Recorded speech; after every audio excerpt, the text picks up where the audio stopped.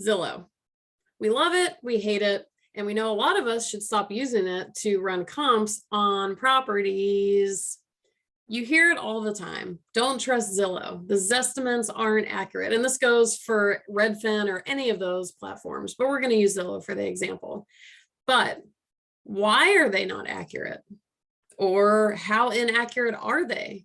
What are the actual logistics about the Zestimates and Zillow's estimate as to what your property is worth and why you shouldn't always trust it? To drive home this point, I'm going to give you two examples. One is not real estate related at all, but it's the same idea.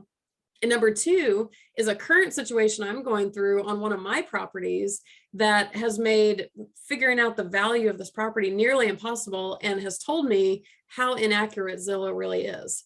So let's start with the non-real estate example.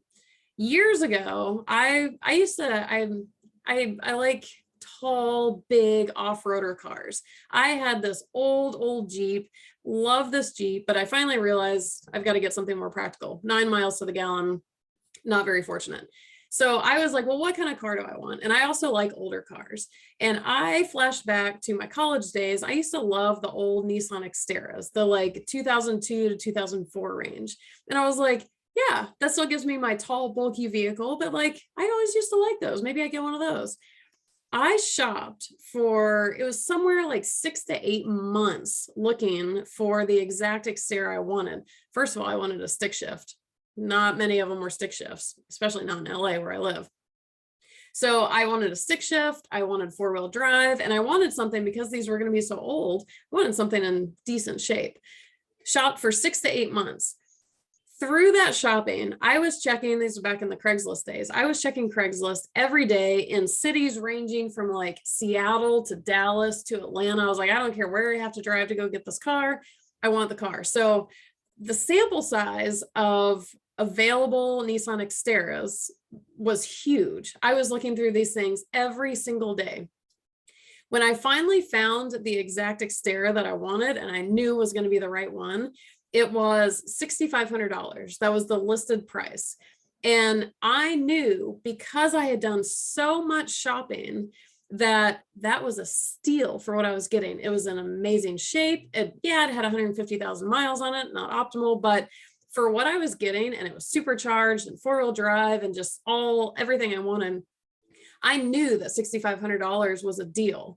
And if you do want to apply this theory to real estate, I have a video that I'm going to link below as far as the easiest way to know if you're getting a good price on something.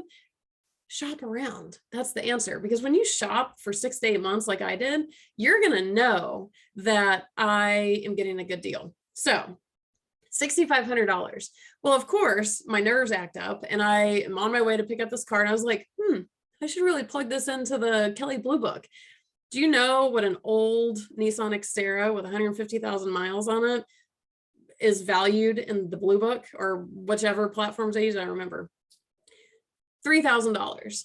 And I was like, oh, my first thought was, oh my God, I'm paying more than double what this car is worth.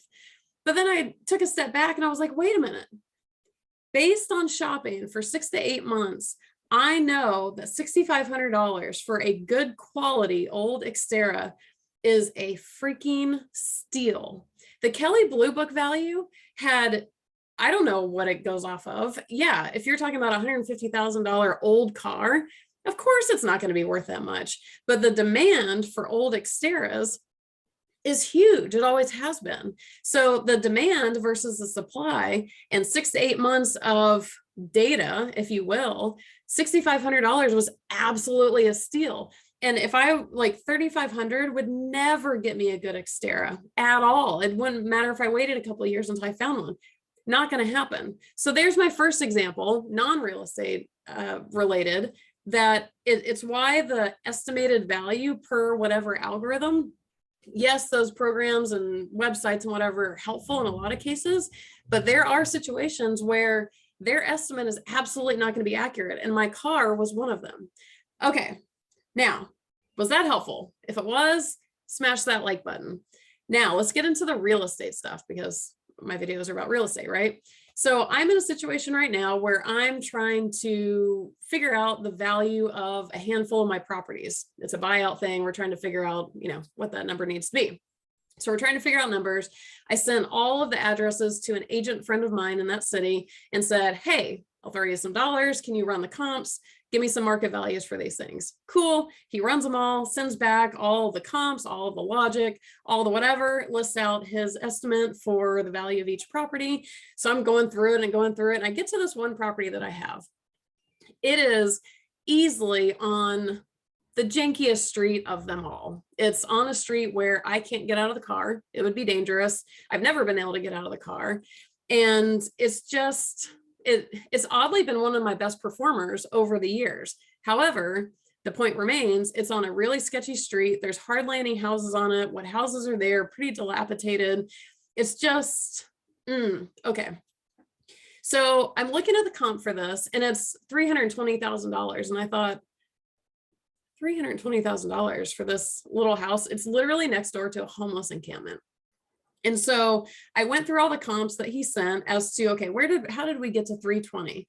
And the situation with this street is that it's one street, literally only one street, and all around it are big, nice neighborhoods or nice neighborhoods. There's a big commercial development nearby.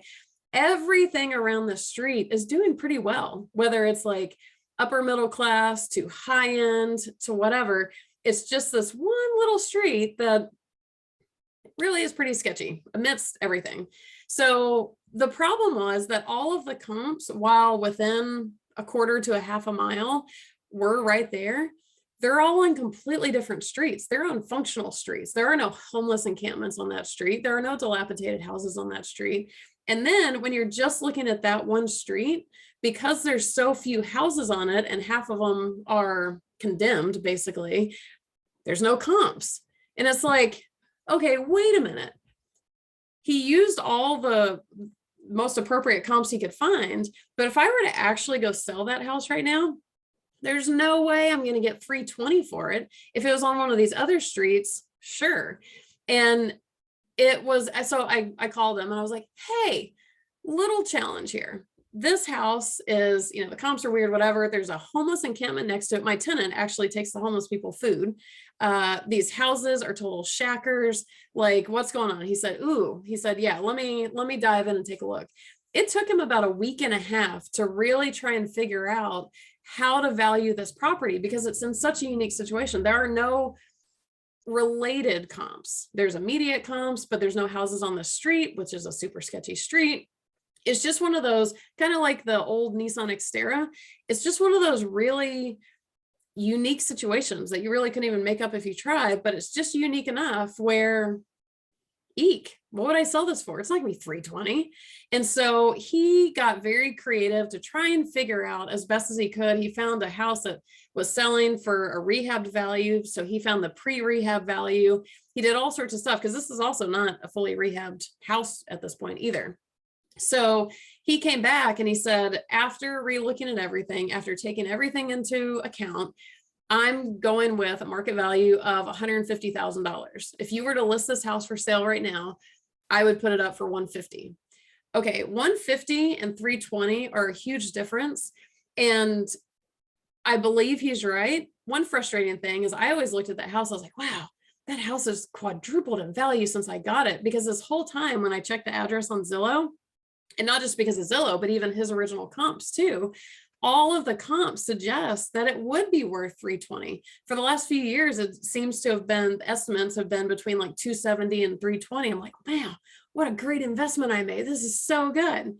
But now it makes sense to me that those numbers are based on the exact same comps that he originally found as well. So this is example number 2 of why the Zestimates are not always accurate. And in fact, most often they're not accurate because the way that I was looking at it before and the way that a lot of people look at it when they at least know that the Zestimates aren't accurate, it's like, well, I work with turnkey rental properties. Zillow doesn't know that my property is fully rehabbed and the house next door is a foreclosure or not rehabbed at all. So that discrepancy could be kind of obvious. But look at these unique, weird situations. There's no way that my little house on the shack street is worth 320. And in fact, he came up with less than half of that, which was a much more accurate reading after we dove into it.